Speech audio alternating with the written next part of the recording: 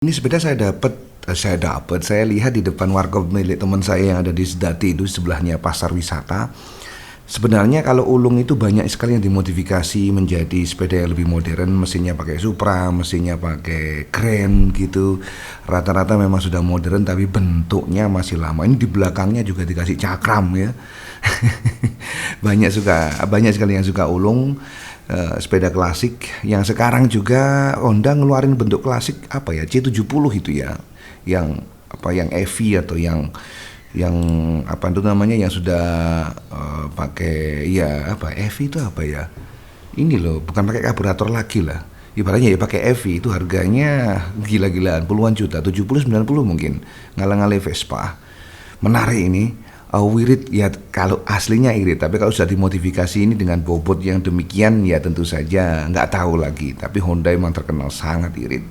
Seneng kalau lihat seperti ini. Ulung. Ulung. Saya sebenarnya nggak suka mihun kalau seumpama dimasak dengan cara yang berbeda, apalagi kalau sudah ngomong martabak yang mie itu, waduh aku gak iso. Saya pernah ke pertandingan Persibaya waktu itu masih zaman kuliah, ada satu teman itu beli tahu isi, kalau saya masih ingat ya, tahu isi. Ya dia makan tahu isi pinggir lapangan waktu itu Persibaya lawan Persija Jakarta. Persibaya masih terseok-seok ya waktu itu. Lalu teman saya ini makan tahu isi sambil disesepi. Mulai saat itu saya gilo makan tahu isi atau yang ada mihunnya itu, saya gilo. Kecuali mihun yang diproduksi atau mihun yang dimasak oleh Pak Kusen. Enak kalau itu, waduh kelas dunia. Ini yang di sini sebenarnya bukan murni mihunnya habis, tinggal mie biasa. Saya beli di dekat Semolo, liputannya juga ada kok. Kemarin itu juga saya sudah pernah bilang ke Anda tentang better than Indomie, menurut saya better than Indomie. Ini videonya kok ngadat ini, piye? Woi, ayo, woi. Bukan rahasia lagi kalau saya suka Vespa.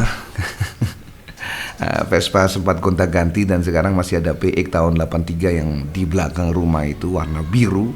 Nah, karena saya nggak paham mesin Vespa, saya perlu sosok montir yang penting sekali, ahli sekali. Bagi saya adalah Kedung Asem Sugeng. Ya, ini adalah bengkelnya Cak Sugeng, Vespanya di situ mangkrak banyak yang servis. Kalau nyervis dibayar gitu ya. Karena identik memang Vespa itu kan mahal, harganya juga mahal ya. Maksud saya memang hobi. Kalau hobi ya kita harus mengeluarkan duit, rata-rata begitu. Tapi juga kadang ada juga paket hemat, misalkan nyetel kelistrikan dibayar dengan sebungkus rokok Surya. Bahkan saya pernah nemuin itu nyeting kelistrikan Sprint ya, Vespa Sprint itu dibayar Rp7.000. Amsyong Jaya kalau yang ini ya. Tapi beliaunya ini ahli sekali, banyak dilihat sama yang lain begitu ya. Dan saya kalau lagi ada yang lihat begitu, harusnya saya bilang gini, Cak gini loh ya, sampean itu nari tiket aja, tari ono tiket anak-anak yang lihat 5.000-an lumayan untuk nombok yang belum bayar gitu. Banyak sekali Vespanya dan jadi langganan dokter-dokter, langganan dosen ya. Para dokter ini mainan klasik semuanya. Semuanya diserahkan ke Cak Sugeng ini ya, daerah Kedung Asem. Yang dari Cak Sugeng ini pula saya kemudian kenal dengan salah satu member saya jadi CV Kedu, yaitu Abah Talap ya, ada kita kenalan di situ dan kita berlanjut ke project-project di dunia perlas-lasan.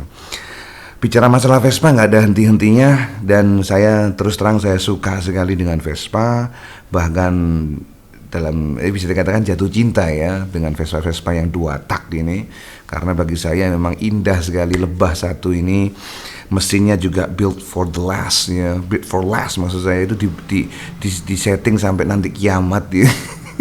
Karena kuat sekali 2 tak. Tentu saja boros dan itu masuk akal lah. Kalau saya sepeda 2 tak dan 150 cc boros ya jangan berharap lebih. Kalau mau kencang ya bisa kencang, cuma lihat bodinya itu ya agak realistis. Namun punya keunggulan dia nggak ada rantai kan, jadi dia langsung mesin ke as gitu. Tapi kalau mau kencang realistis ya Eric King. Bagi saya Vespa ini adalah nilai klasiknya, keindahannya. Kalau menurut saya juga nggak menikmati kenceng-kenceng, cukup dengan ya jalan seadanya aja. Kalau untuk sekarang ya memang tidak efektif ya, karena memang ya masih kalah ya dengan skuter yang ada sekarang itu ya realistis, tapi ini adalah untuk penikmat ya, penikmat apa motor tua, penikmat motor Vespa yang saat ini sedang naik daun. Saya masih nemuin harga Vespa itu PX bodong harga 1,5 juta, bahkan harga 2,5 juta itu sudah sangat bagus sekali bodong, itu saya nemuin. Sprint masih harga sekitaran 4 juta, sekarang nggak boleh, harganya di atas 10 ya. PX aja sekarang di atas 6, bahkan yang 65 itu harga bahan-bahan pol ya. Luar biasa. Vespa. Anda suka bernyanyi? Mungkin kali ini saya akan ketengahkan kepada Anda, bukan dengan bernyanyi karena suara saya jelek, saya memaklumi itu, tetapi memang ada beberapa kawan saya yang sangat-sangat hobi dengan bernyanyi, relaksasi ya, ibaratnya relaksasi apa ya, setelah seharian berkegiatan begitu. Nah, kemudian ada relaksasinya di kafe, kemudian nyanyi. Saya sih nggak tatak ya kalau nyanyi di depan orang banyak, karena memang nggak pernah latihan dan suaranya jelek. Kemudian saya tahu diri saya bukan seorang singer dan tidak tune gitu loh. Hanya menikmati saja. Sama juga dengan main game itu, kalau main game selain PS, selain bola, PES ya. Itu saya seneng lihat God of War, lihat misalkan Assassin's Creed gitu, atau lihat Uncharted, itu saya seneng lihatnya. Game di luar bola yang saya mainkan itu adalah COD, Black Ops, kemudian juga Battlefield. Lain daripada itu saya nggak pernah ya. Kalau di HP semua sudah saya install karena saya nggak entos itu, nggak bisa, nggak ahli, nggak ahli aja. Kalau ahli ya mungkin saya akan terusin. Nah, teman-teman saya banyak yang suka bernyanyi untuk relaksasi, untuk hiburan juga. Memang karena itu bernyanyi itu benar-benar relaxing ya, benar-benar kita itu emosinya keluar begitu, bisa menikmati suasana. Beberapa teman saya memang senang bernyanyi, dan pernah tuh saya bilang ke teman saya, "Bro, aku lapar bro," akhirnya dibelokkan ke sebuah restoran yang tanda-tanda petik menurut saya mewah ya. Kita langsung berada ke ruangan VIP yang ada karaoke-nya ya. Teman saya karaoke, saya mangan kan, lapar ya, nyanyi sebenarnya aku mangan. Terima kasih sudah mentraktir, saya apresiasi betul ya. Dan kalau Anda hobi menyanyi ya, nggak ada salahnya untuk bikin konten di YouTube. Siapa tahu memang digemari oleh jutaan orang, siapa tahu, dicoba-coba saja. Pernah juga perjalanan ke Siti Inggil di daerah Mojokerto, Trowulan sana ya, Bejijong kalau daerahnya itu. Siti Inggil ini adalah pertapaan Raden Wijaya, pertapaan, kalau ya nggak salah loh ya, saya nggak browsing sih, tapi katanya memang pertapaan Raden Wijaya, Raja-Raja Majapahit bertapanya di situ. Saya juga bertanya, untuk kalau bertapa itu pokok seperti ini ya, silo begitu. Kemungkinan sebesar bersila, tapi karena memang itu tidak makan dan hanya mengambil energi dari alam untuk dimasukkan sebagai energi dari untuk tubuh, akhirnya dia lunglai tidur jatuh ya, glebek gitu. Ya sampai kurus kering, tapi keluar dari pertapaan jelas sakti mandraguna. Saya percaya hal itu. Untuk tirakat itu mesti punya efek psikis dan psikologis, efek paranormal, efek spiritualnya begitu besar dan bisa berpengaruh bahkan sampai keturunannya itu juga ibaratnya itu jadi orang semuanya karena memang tirakat itu tadi. Ini adalah perjalanan ke Siti Inggil. Anda bisa lihat rumahnya juga ditata baik dengan bata. Ya luar biasa, seneng gitu, kayak miniatur zaman Majapahit ya. Kalau Anda ke sana silahkan komentar di video ini. Saya ke sana waktu itu ada acara apa saya lupa. Ini video saya take sudah lama, sebelum corona bahkan. Ketika itu saya berkunjung ke Jombang dan diajak oleh guru saya dan juga teman saya yang lain untuk berkunjung ke Siti Inggil di daerah Mojokerto. Pak Harto juga pernah ke sini, bahkan Pak Harto ngesot kalau ke Siti Inggil ya. Yang saya dengar ini, saya kurang paham. Ngesot itu artinya itu berjalan duduk itu, karena itu memang tempatnya para raja-raja, tempatnya orang penggeden. Kalau Anda pernah baca atau pernah kerungu, pernah dengar bahwa Majapahit itu adalah turunan Ken Agrok ya, turunan maling. Saya pernah juga mendengar bahwa ternyata itu adalah cerita fiktif, cerita yang dibangun oleh Belanda untuk menghancurkan mentalitas bangsa Indonesia, untuk terutama orang Jawa. Itu dibikin cerita bahwa you itu keturunannya maling, rampok, makanya jangan bangga-bangga gitu. Saya percaya betul untuk menghancurkan sebuah bangsa itu dihancurkan mentalitasnya dulu, dicap dulu dengan kamu nggak bisa, kamu goblok, kamu ibaratnya itu keturunannya yang nggak bisa A B C D F G, sehingga itu merasuk dalam alam bawah sadar kemudian menjadi realitas begitu. Sama juga dengan sejarah Majapahit yang ada katanya itu diselewengkan bahwa ini adalah turunan Ken Agrok, kemudian perselisihan dan pertarungan sih wajar ya, tetapi memang bahwa silsilah raja kamu itu adalah raja-raja orang maling gitu. Langsung dipok gitu londo itu. Double kayaknya nih. Ya, siapa yang mungkin berkunjung ke City Inggris silakan komentar seperti saya katakan tadi ya. Silakan berkunjung untuk situs-situs Majapahit yang saat ini masih sangat banyak sekali.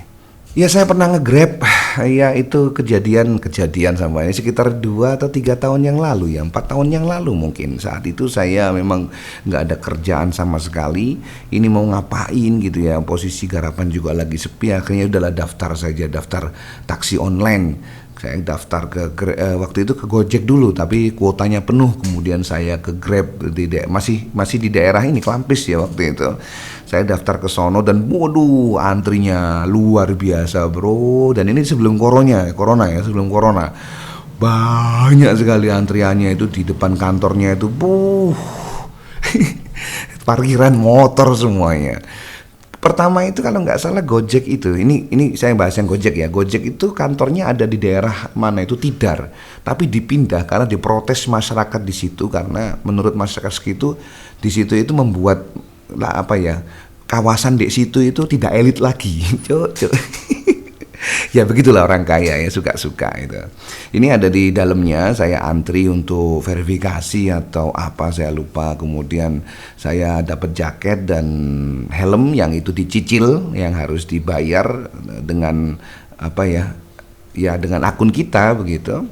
Jaketnya masih ada, helmnya masih ada, bahkan helmnya masih saya pakai sampai sekarang, karena memang bukan karena saya sok-sokan nge-Grab, enggak, karena helmnya itu longgar. Kalau saya pakai helm sempit itu kayak Parno gitu ya.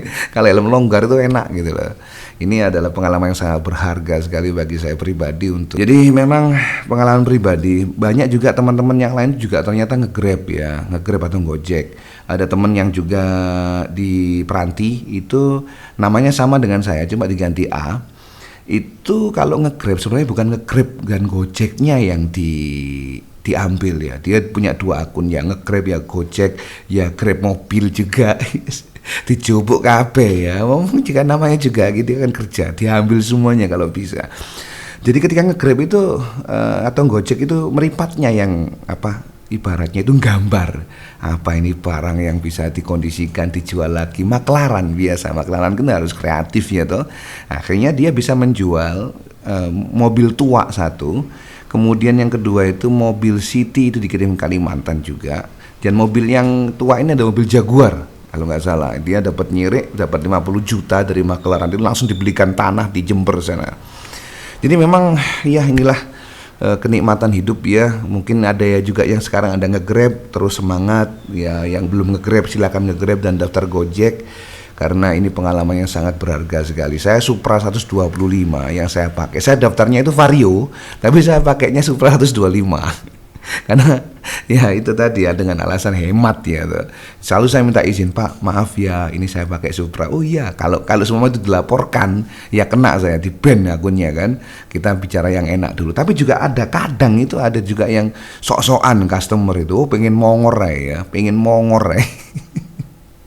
Jadi jangan sok-sokan, karena begini, saya diajarin bos saya waktu itu ya, adiknya ini kan pengawas di bengkel begitu ya, kemudian menyuruh pegawainya untuk dandani atau memperbaiki chasisnya Alphard yang kemudian salah, dan adik dari bos ini marah-marah gitu, dirangkul, Wesley timbangane kon kok disawat boto motormu, wis meneng gak apa-apa Jarno.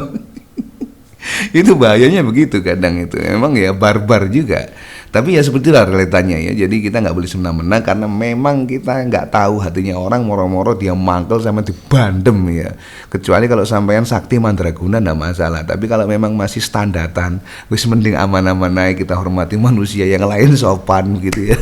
Ini saya pernah bocor ini ketika itu, waktu itu adalah ketika momen Idul Fitri dan hampir tidak ada orang yang berada di kota Surabaya. Mungkin di kota yang besar yang lain juga sama, di Jakarta mungkin kan pada mudik semua, sama juga di Surabaya juga demikian.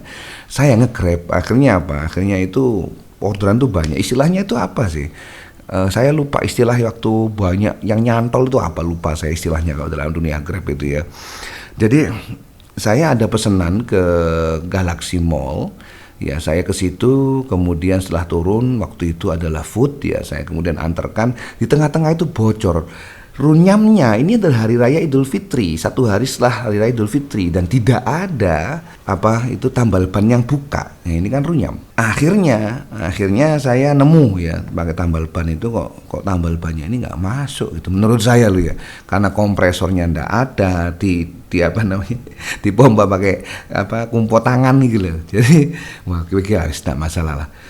Saya antarkan ke orangnya, saya berangkat dari yang setelah nganter itu, di tengah-tengah ada orderan saya belikan, toh juga di deket-deket daerah situ, saya mau antarkan, ban saya bocor lagi, emosi aku, jangkrik, bocor maneng, nonton bro, kelas dunia itu, bocor 2 kali di saat tidak ada tambal ban. Akhirnya saya nemu tambal ban itu jauh sekali dari lokasi saya pertama kena itu, pakai Super 125 ini yang sekarang masih jadi legend dan masih ada. Baiklah, demikian bahasan-bahasan kita pada sore hari ini. Semoga saja berkenan di hati Anda. Jangan lupa nanti kita ketemu lagi di lain kesempatan, dan terus semangat and bye-bye.